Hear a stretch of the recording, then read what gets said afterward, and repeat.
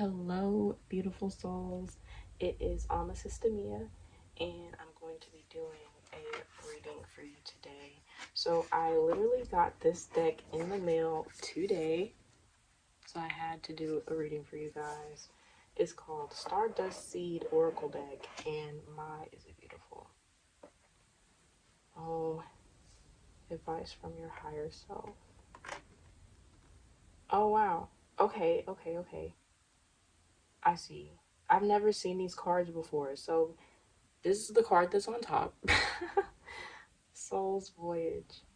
Advice from your higher self. If the Soul's Voyage card has appeared in your reading, your higher self gently nudges you towards introspection.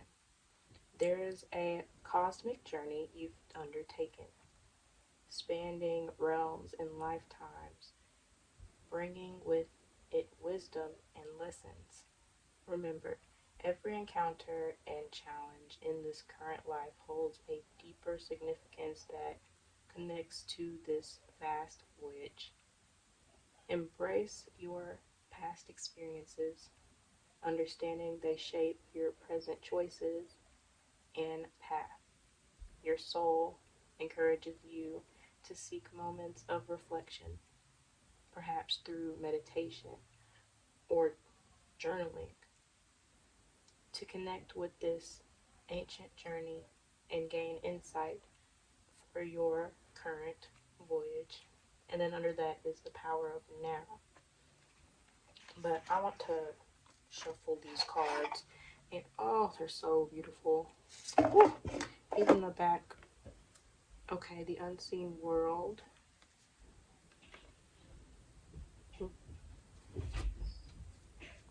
This is actually wild. And there's more on the back. Holy crap. Okay. I'm honestly a bit overwhelmed. um, but no, I'm just so intrigued and happy that I bought this deck. But I also feel like I'm overwhelmed, not because there's like a lot of words and like um it's like a new deck, so it's a new experience. But that could also be significant to what you're going through right now. A lot of changes very quickly. Um, the unseen world. I was gonna say unknown. Like you've taken that leap of faith and you know that you're going down a path that has not been walked down many times before, or if ever. Um, whether that be in your family or whether that be through throughout the entire world. Take it how it resonates. You might be the first, say again, in your family that is taking this kind of leap of faith towards something different. And it's overwhelming because you don't really know how to start, where to really begin.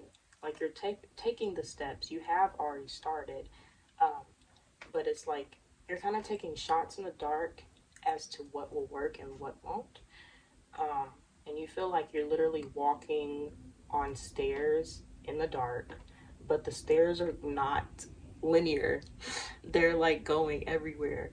So you have to be very you feel like you have to be very careful. You're holding onto the rail as if it's training wheels, and that's not a bad thing because it's literally your first time doing so. It's literally your first time venturing down this unseen path. Before I got on here and I was taking deep breaths. I don't even really want to call it meditating, but I was sunbathing. The sun, it felt so warm today. Um, it's been a heck of a winter storm for like the last week and a half. So I really wanted to enjoy some of the sun before going to work. And it was just fun to step on the snow without it being slippery and sleek, like because it had a sheet of ice. So the sun finally melted it and it's slushy again. And it was fun to play in rather than being scared to fall in.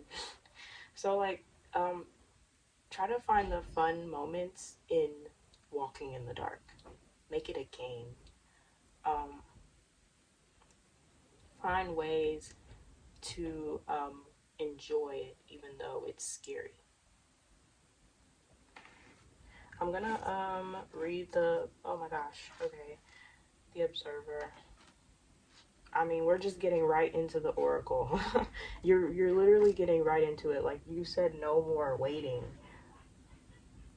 Like forget the momentum. You've already passed that point. You're at the point where you have planted the seeds and you're watering them. You're watching them. Don't watch 24/7. That makes me think of like, say you want to be an influencer or something of that nature, to where you may feel as though the more people that watch, the better. You constantly looking at the numbers, that might be hindering you in your morale. It might be discouraging, seeing it kind of be a little stagnant or grow ever so slightly. Um, So keep in mind that your focus can be put on other things, and you need to balance how often you look at the numbers and balance how often you post, or balance how often you um, put your time and effort into your creative projects or your career or this path that you're going down towards. It's funny how I said down towards. So it's like you're going down, but you're still going forward towards something. So it's like some people might be like, "Oh, you're going down a path that like doesn't really seem like much at the moment," or going down a path that others may deem either like just a dream, unrealistic, or like, oh, that's not gonna make you that much money, or oh, that's beneath a doctor or surgeon, like whatever. Like again, take how it resonates, because I'm getting like family, a big family dynamic with this one. People in your circle that may not believe in what you're going towards, what you want to go towards. Okay, I don't know why I put these like this, because this one came out first, that one came out second, this one came out third, but I have it going backwards. um, okay, so the Observer. Be the observer of your thoughts and emotions. Don't get entangled. That's really good advice. It's like the universe. I heard the star is your oyster instead of the world. Um, so it's something bigger than this world, because the biggest star is the sun as we know it, and it's like your dreams go beyond what a lot of others can fathom. Also being observant of potential negative thoughts towards what you're going towards, because they will pop up occasionally, because it's kind of conditioned, it's kind of wired in us big dreamers to not dream as big. um, so keep in mind that your emotions are valid, but to also be aware and have tactics to tackle the negative thoughts, to tackle the I heard self-pitying thoughts. um, Again, take it how it resonates, but don't wallow.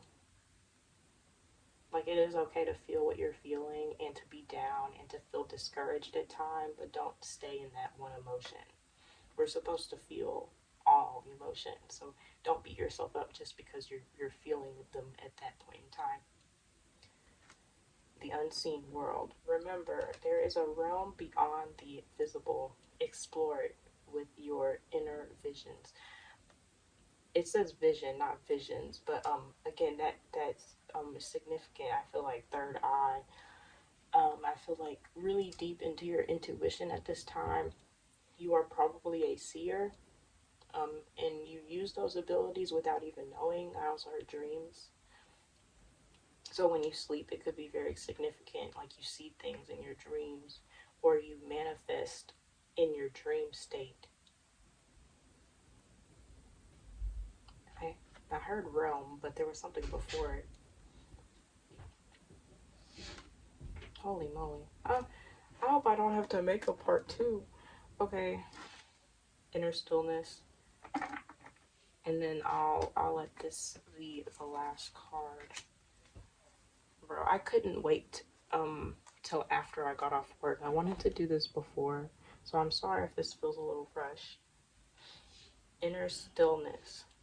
Cultivate inner stillness. It is the key to deeper understanding. You can tap into this seeing and this like knowing, like being able to see what your future is by being still. It doesn't necessarily have to be meditation.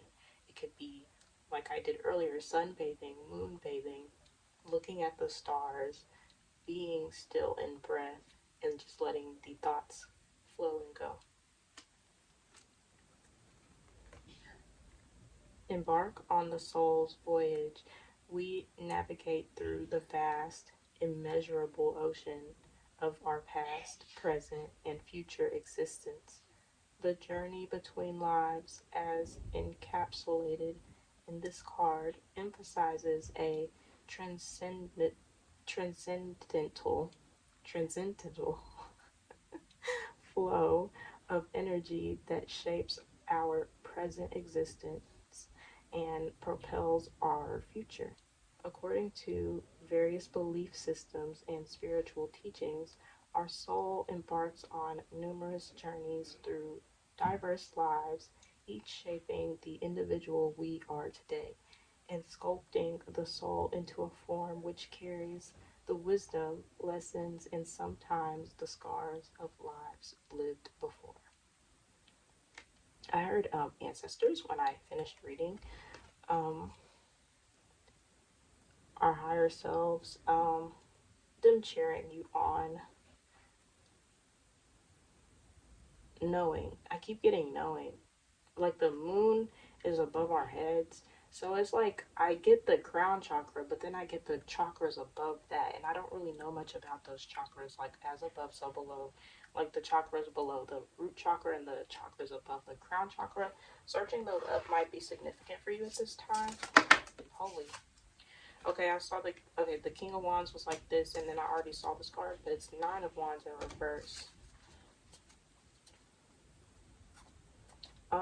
There might be a little bit of imbalance with this Nine of Wands in reverse. The King of Wands standing in your power, but your perspective of power might be misconstrued at this time. Under that, we have Knight of Swords in reverse. You want to rush in, but there's like, no, I'm not going to start over. A need to rush in, but you have to wait. You have to wait for something. Freedom is around the corner. After all this overthinking, this is Five of Swords in reverse. Like you see that man in the background? He's free. He's like standing in the water with the fishes, it looks like. That is you right around the corner. But right now, you're either getting out of this energy or you're almost out of this energy of overthinking, of being like, how, why, what. You don't need to be asking those questions. You need to just sit in the stillness of figuring out what you actually want. Can I get one more card? That was two more cards. Oh, wow. So we have the Seven of Cups. You need to make a choice. I heard family again, so this could be with the people in your life. They might be holding you back from what you are trying to reach. Chariot in reverse. Sevens and fives. Odd numbers. Odd numbers might be significant at this time because there's also a 9. Connected. Connecting with yourself, literally, like instead of rushing in, you want to like maybe you haven't take this leap, or you have, but then you need to evaluate what your next step needs to be. Instead of rushing in, taking the first opportunity, you need to wait and sit what you really want, what your values truly are when it comes to this soul's voyage, this deeper purpose that you were in search of. You It's something about your walls, or something within your walls that needs to be cleared out, something that needs to be reconstructed and rebuilt to where it's healthier. I also heard of on a healthier foundation. Typically when I think of foundation, I think of faith first, building it on faith. Okay, we're gonna get into the astrology dice. This is gonna be loud.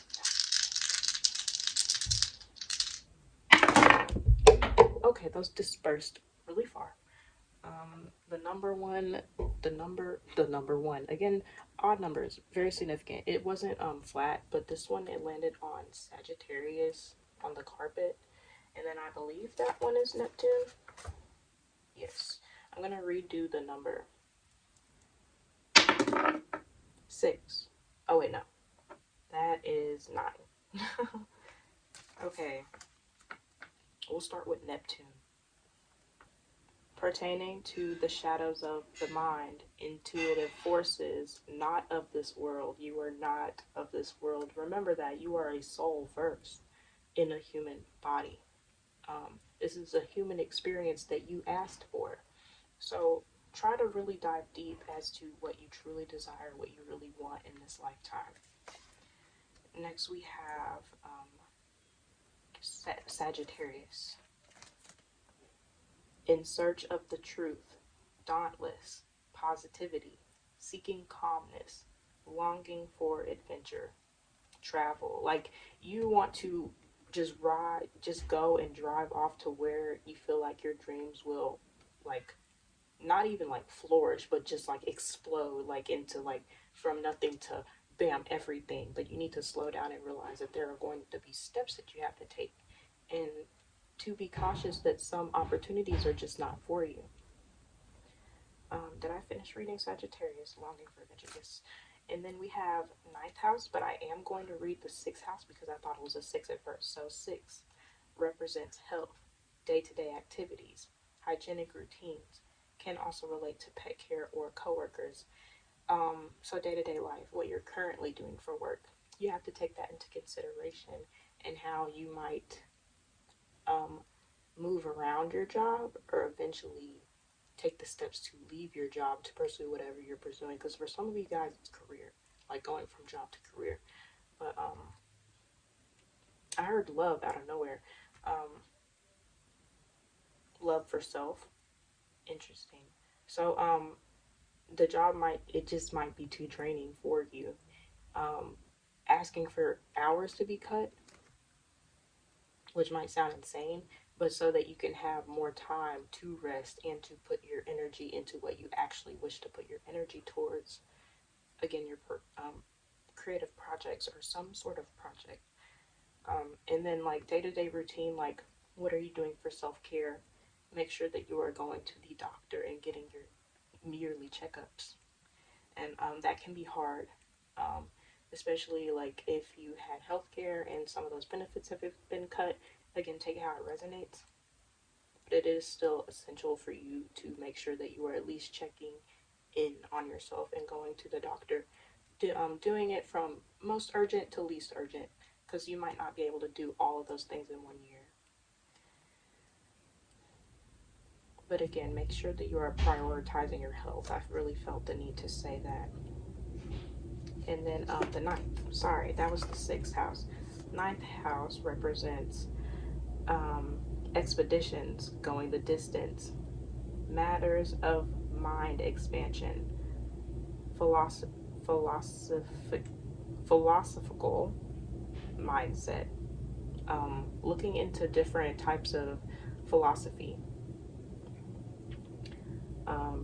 arts, media, creation, sharing ideas of the creative mind. Wherever you go towards or however you put yourself out there, you're going to meet more like-minded people, and that will help you along the way. But also don't be afraid to cut people off along the way, because some people are only there for a season. All right, guys, that is your reading. I really hoped it resonated and that you took something out of it. Feel free to share, like, comment, subscribe. I don't think I've ever said that in any of my videos that I've made yet, but if you're really messing with the vibes, definitely come back. Peace and love, you beautiful soul.